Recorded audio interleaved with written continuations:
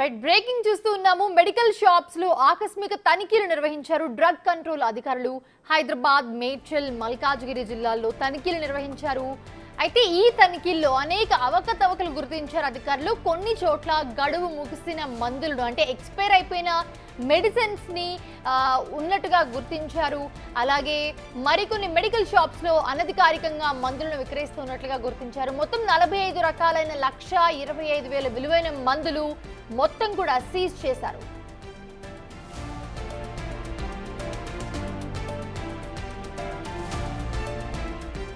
Right, ఇదే అంశానికి సంబంధించి మరిన్ని లేటెస్ట్ అప్డేట్స్ మా ప్రతినిధి సురేష్ అందిస్తారు. సురేష్, ప్రస్తుతం చూస్తూ ఉన్నాము మెడికల్ షాప్స్ లో ముఖ్యంగా తనిఖీలు చేశారు అధికారులు.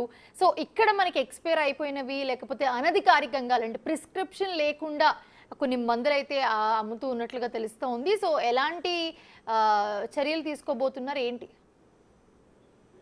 డ్రగ్ కంట్రోల్ అధికారులు ఈ రోజు హైదరాబాద్, మేడ్చల్, మల్కాజ్గిరి జిల్లా 2 ప్రాంతాల్లో కూడా సోదాలు చేయడం జరిగింది. దాదాపు కొన్ని మెడికల్ షాపులలో కాలం చెల్లిన మందులతో పాటు కొన్ని ప్రిస్క్రిప్షన్ లేకుండానే మందులు అమ్ముతున్నట్టుగా గుర్తించడం జరిగింది. అలాంటి మెడికల్ షాపుల పైన కేసులు నమోదు చేసి అక్కడ ఉన్నటువంటి మందులను సీజ్ చేశారు. సికింద్రాబాద్ లోని సీతాఫల్ మండీలోని Gayatri medical and general store లో కూడా తనిఖీలు చేశారు. అక్కడ కొన్ని మందులు సీజ్ చేయడం జరిగింది. అదేవిధంగా గడువు ముగిసిన మందులు నిల్వ చేసి అబార్షన్ మెడిసిన్ అనధికారికంగా విక్రయిస్తున్నారు. అలాంటి కిట్లను కూడా పెద్ద ఎత్తున స్వాధీనం చేసుకోవడం జరిగింది.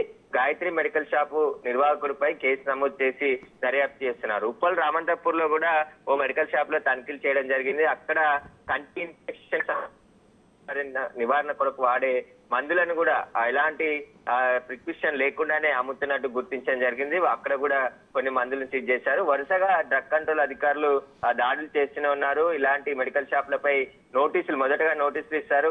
లేని పక్షంలో ఖచ్చితంగా చర్యలు కూడా తీసుకుంటాం, కేసులు నమోదు చేసి అరెస్టులు కూడా చేశామని చెప్పేసి కూడా డ్రగ్ కంట్రోల్ అధికారులు చెప్తున్నారు. ఈ రోజు జరిగినటువంటి దాడుల్లో 2 షాపులపై కేసులు నమోదు చేసి దాదాపు 1,25,000 విలువైన మందులను కూడా సీజ్ చేసినట్టు డ్రగ్ కంట్రోల్ అధికారులు తెలపడం జరిగింది.